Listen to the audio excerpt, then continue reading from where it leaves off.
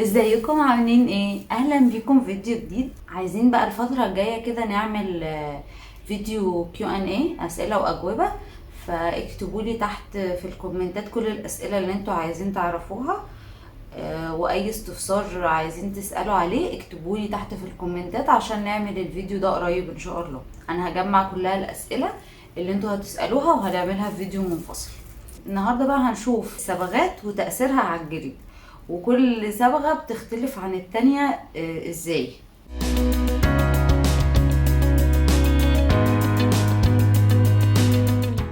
عندنا 4 انواع من الصبغات. اول حاجة الصبغة الكحولية، دي صبغة ميكس كحولية ومائية.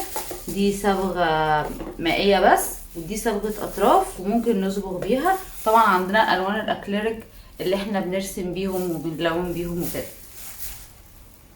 تمام. الاول هنشوف الصبغه الكحوليه. الصبغه الكحوليه دي بيبقى الوسيط بتاعها كحولي، ما بتتخففش، بتنشف الجلد شويه، ما بتخليهوش طري كده وبتخليه ناشف، وبتتغلغل جوه طبقات الجلد. حتى لو انتوا بتصبغوا جلد خفيفه شويه او رقيقه شويه ممكن يقوم مسرب معاكم من تحت. تمام. فهي دي بس، يعني مش مشكلته، بس هو بيفرش حلو على الجلد، يعني هو بياخد طبقة كبيرة. بس هو مشكلته ان هو ممكن يوسخ الجلد من ورا لو السمك بتاعها قليل، لو فور مثلا بتتصبغ من ورا بتبقع يعني. لو جلد لباني او كواري ما بيحصلش كده. هي الوسيط بتاعها كحولي. تعالوا نشوف تأثيرها ازاي.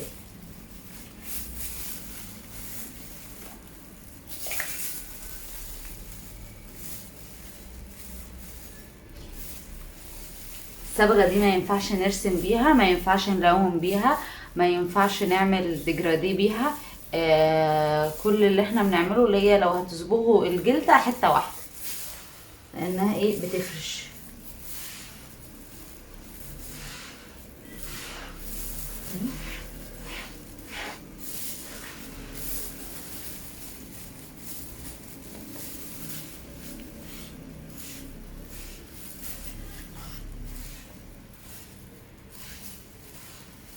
هنسيبها بقى تنشف خالص، وبعد كده عشان ده مش لونها الحقيقي، هي لما بتنشف بتخف شوية.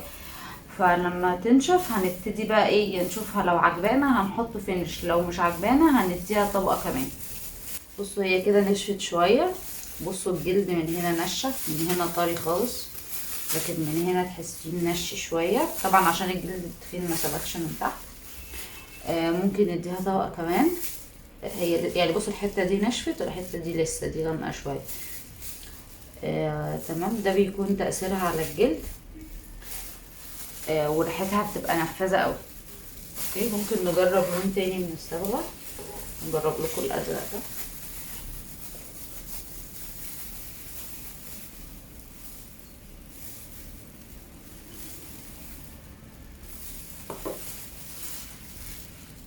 بصوا بيفرش ازاي.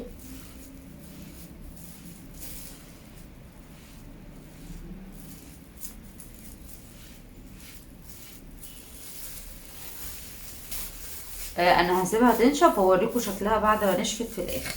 اوكي. هنستخدم الايه الصبغه الميكس ما بين الكحوليه والمائيه. تمام. دي ممكن نخفها بميه لان هي اصلا مائيه. غالبا بتبقى الكود بتاع الصبغه الكحوليه والمائيه 4 ارقام. الكحوليه بتبقى 3 والمائيه بتبقى 3. هو مش شرط يعني، على حسب انتوا بتشتروها منين. اوكي، هنجرب الصبغه دي. ممكن نخفها بميه، وبرضه هي بتفرش بس ايه بنسبه قليله. هي دي بتبقى ما بين الصبغه الكحوليه وما بين الصبغه المائيه.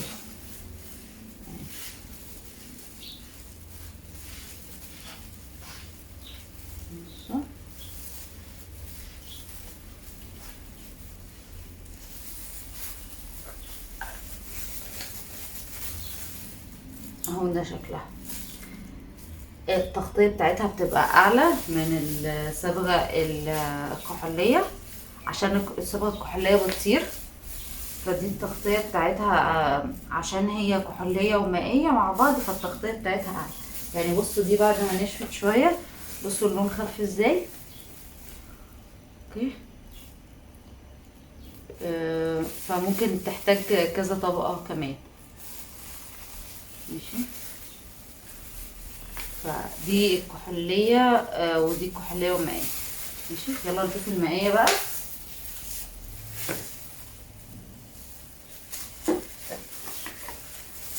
دي الوسيط بتاعها مية، ممكن نخفها بمية تبقى تقيلة شوية كده. بصوا سمكها تقيل، مش زي التانية بتبقى مية خالص.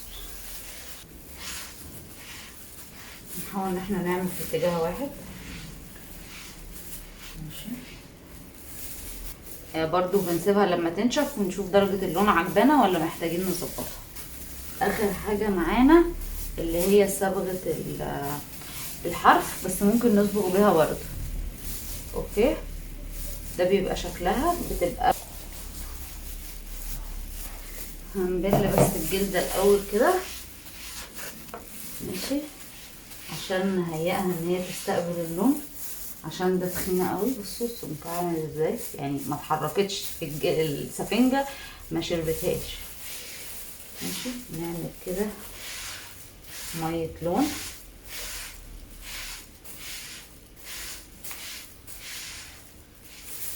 ماشي. وبعد كده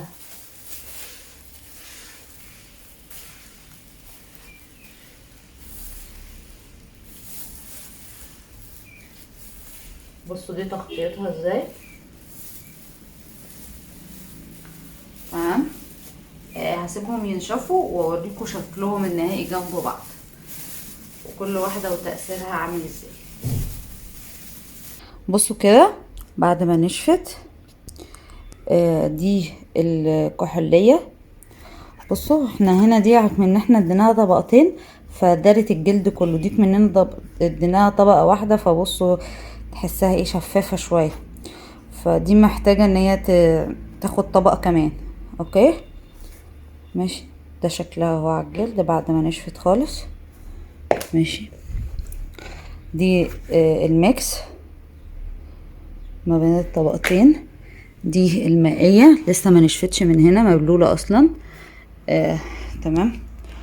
ودي اللي هي بتاعت صبغة الاطراف، بس احنا ايه صبغنا بيها. ماشي. فده شكلهم النهائي.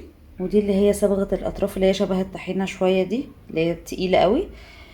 ده شكلهم النهائي ودي نتيجتهم على الجلد.